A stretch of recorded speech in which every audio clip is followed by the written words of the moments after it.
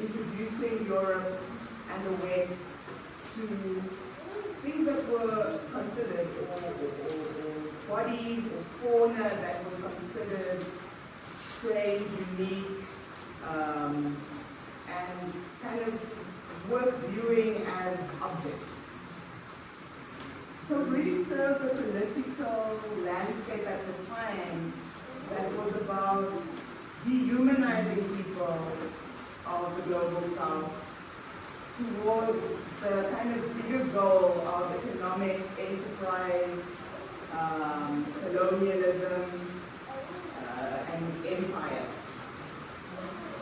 It was a very, very important project because people believed that people of color, but Europeans believed that people of color were in fact human. What happened during those times, like the exploitation, the beatings, the murders, would not be okay. So one of the stories that I found really close to home and that really resonated with me was of Sarah Bartman. And I'm sure you've seen the reference to Sarah Bartman in the filmic work. I didn't want to do a reiteration of that. I wanted to place it in the present. So you'll see a lot of cell phones, selfies. You actually see the technology that is consuming the performance and the performance artist's body. And also the people who become the voyeurs within that process, and who's implicit, I'm very sorry about the rain on your head,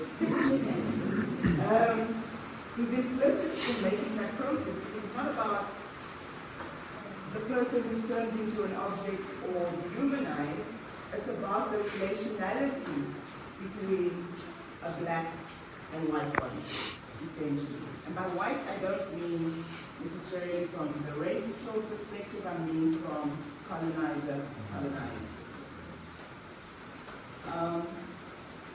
So that's where that performance came from. And what happened was we invited, I invited a number of people to participate in the performance. We were doing it outside here by the dam or lake. And we did 3 iterations of the protagonist fauna kind of being on display in a very similar way in which Satie Bartman was being displayed in London, in Paris, as well as Germany. So the reference of the chair is an important one because there was a chair, there was an instrument, she would sing, she would perform. And she left Cape Town under that kind of conditions, being promised a job as a performance artist. And eventually died at a very young age of a venereal disease because she was being put out.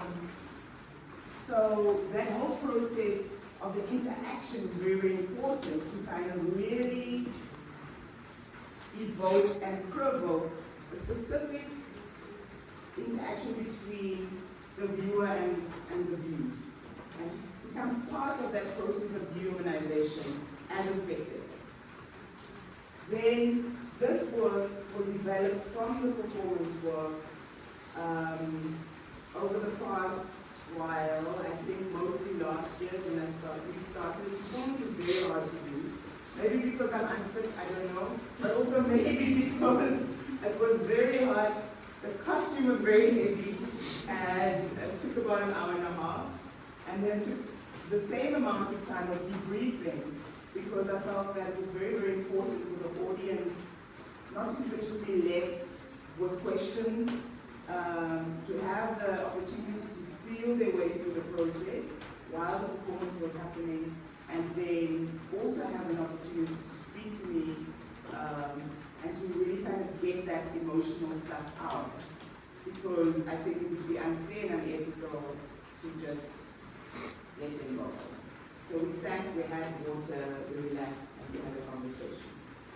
Part of that conversation was Dean Marco and Shoni Meshia. So yeah, this work then came about from these are specific poses from the video work. Very interestingly, as always, the process will sometimes tell you what the work needs to be, but it is really, as an artist, your job to listen to the material, to listen to what the context is, to listen to how much time we have left to make the work. So it was a struggle to get these works done. They're very simple, but to actually, the idea was to laser cut these, right? And then the laser cutter at work was broken. And then last minute came, and it was then cutting by hand with jigsaw, and then upholstering them. So, right? So, because of that, we had to cut them up into pieces. It was never going to be in pieces. But what was very interesting when I set this up and looked at what was juxtaposed and this body that's dismembered, I think that's just how it was going to be.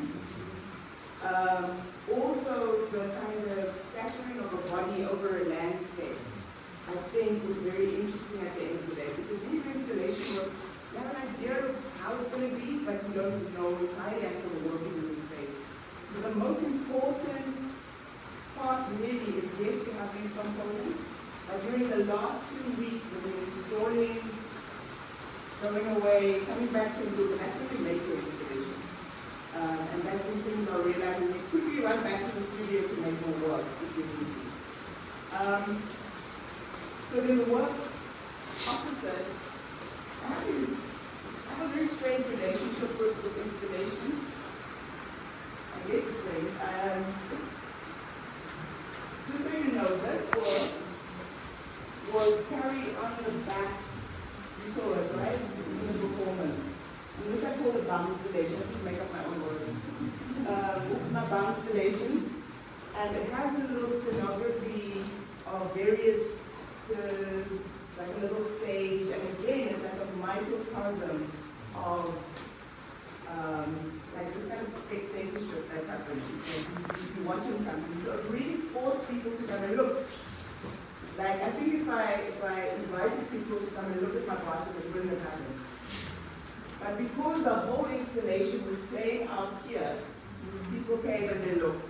And they got caught in this clickbait of now you're being viewed as a spectator, as, you know, as like someone who's implicit in this kind of making of an object to be viewed.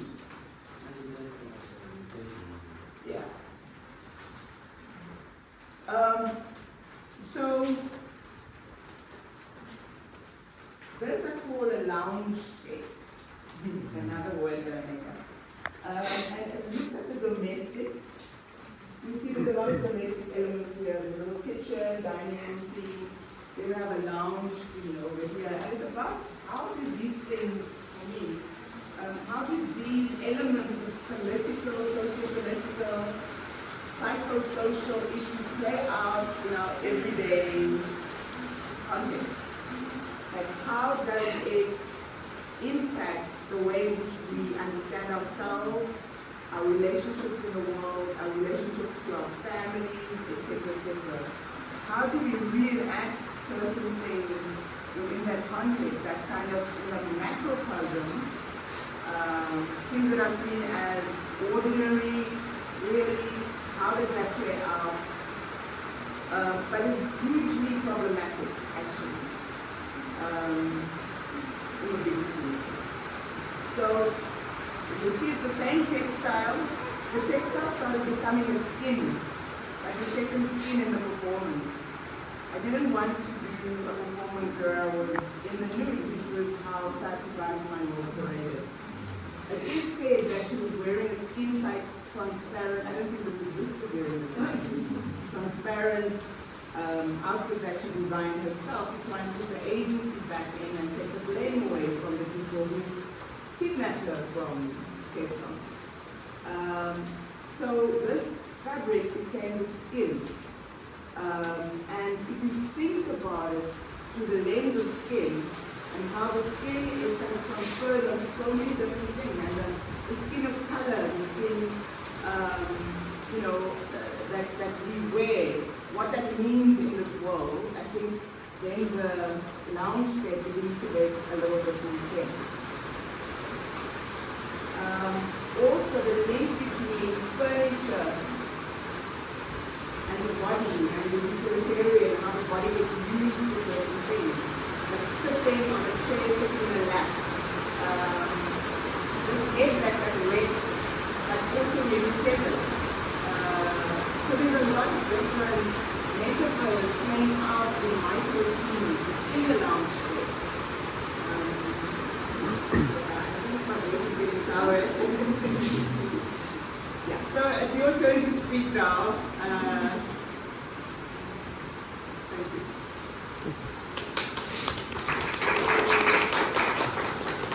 Okay, so now, any questions? That's the rest of the conversation. Any comments? You have to be really loud. I like how the upholstery looks like snake skin. Okay. It's the year of the snake, and it's about shedding.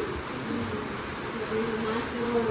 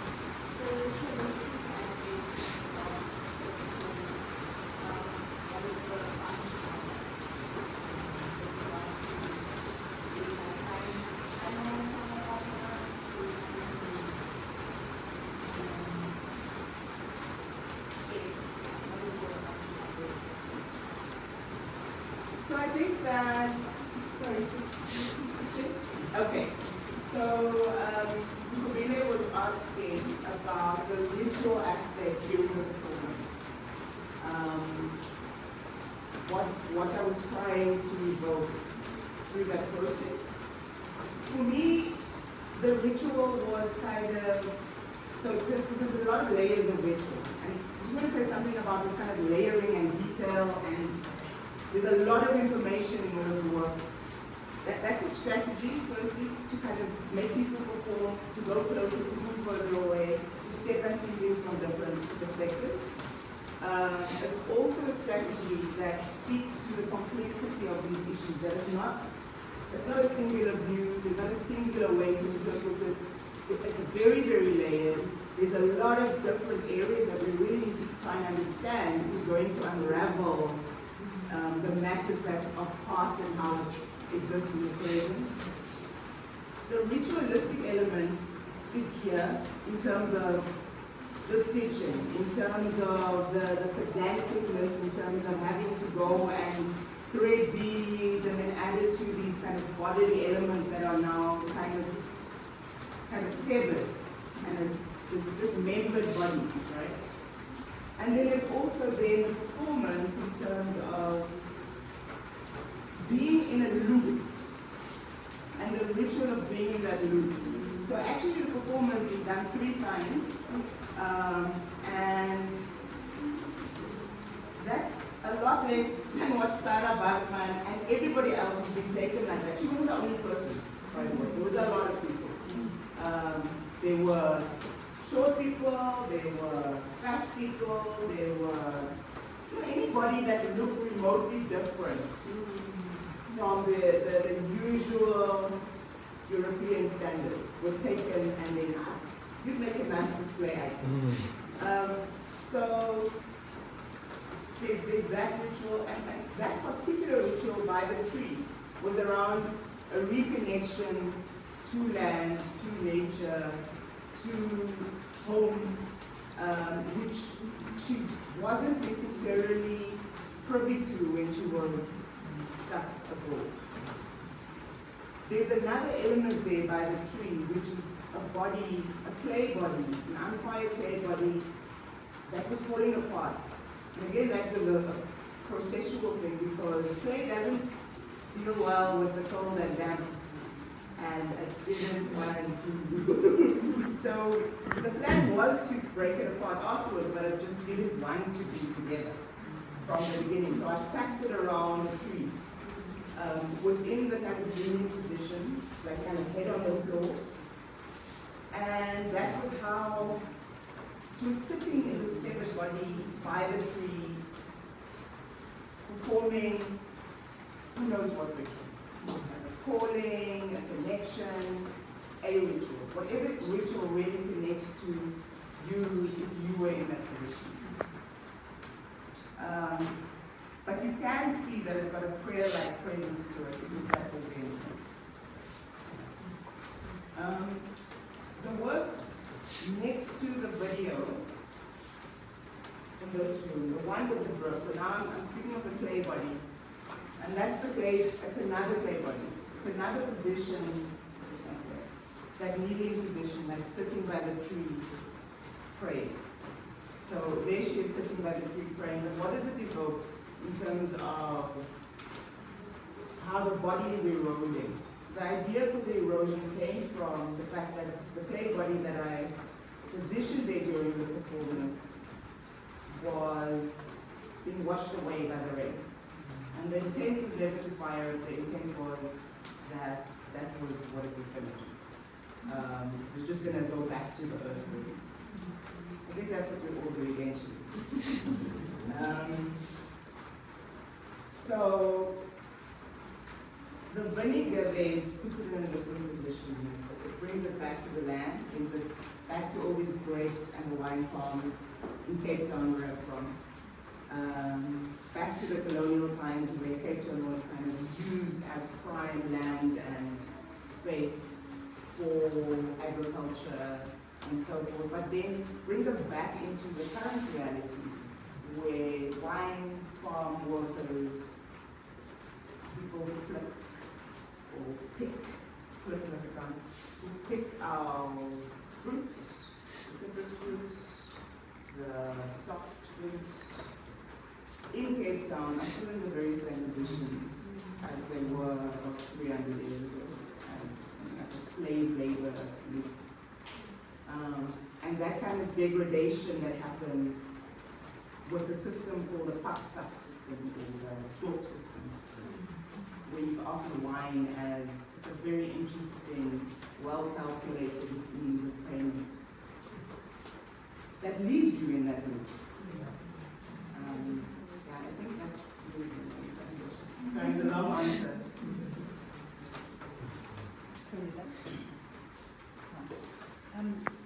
It's funny that you just mentioned that 300 years later people are in the same thing, because the video really disturbed me and I was like quite tearful watching it. And the only thing that for me, I don't see here is the revolution. Is that your next exhibition? Your next PhD?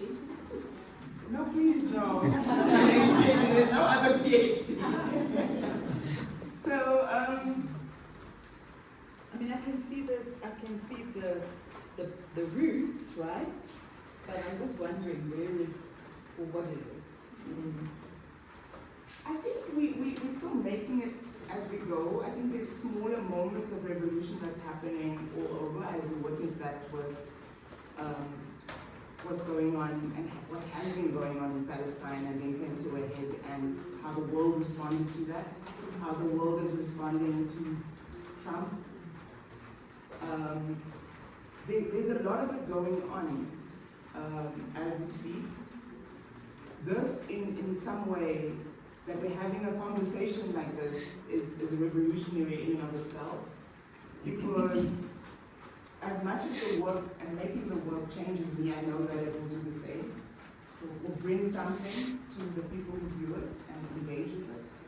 So that revolution is happening on micro levels, and sometimes on macro levels, when it is being kind of broadcasted in kind of massive ways.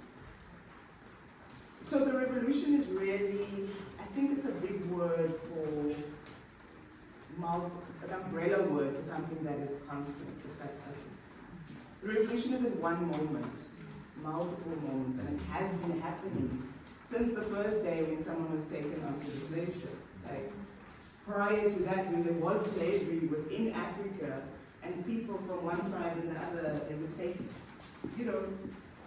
there's always a revolution asking to happen. So, yeah. I think my question would be,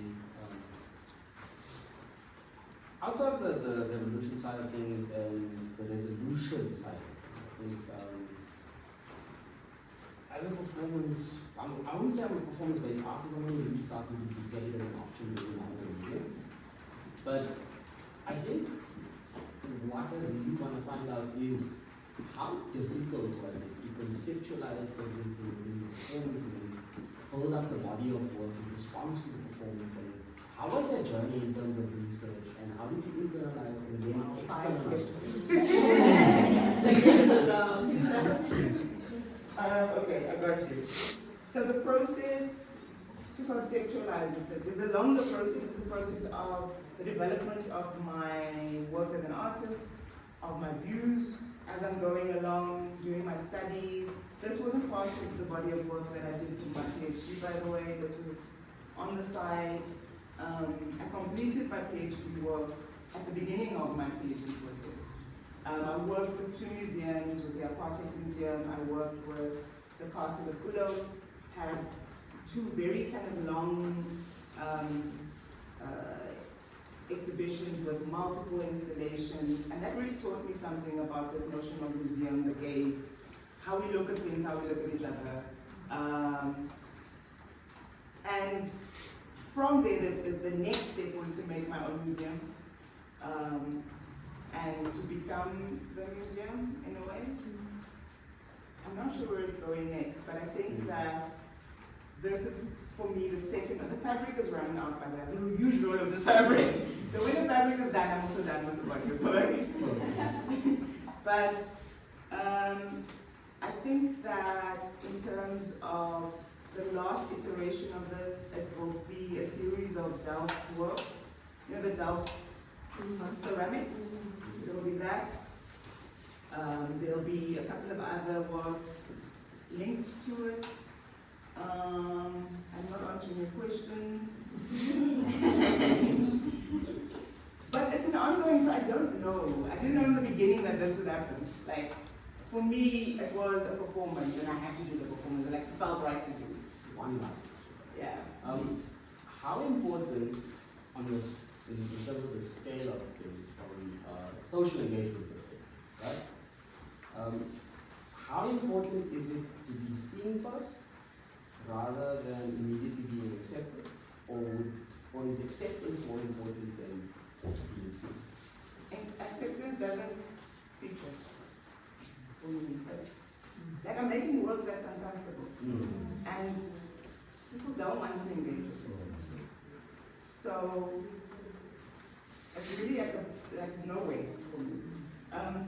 For me, it's important the work gets seen. What I did realize from doing the work in the apartment museum and the castle is a very difficult space because it is considered as like the mecca of kind of Afrikaner nationalism. It's the first settlement at the Cape. So people actually have a pilgrimage from here and go there. This is something that I learned while I was there. And when I was in that space, it was so much kind of anger and conflict. And the process of doing work like this is not easy. People don't like you necessarily, but that's my contribution to the revolution, is that the revolution is not fun.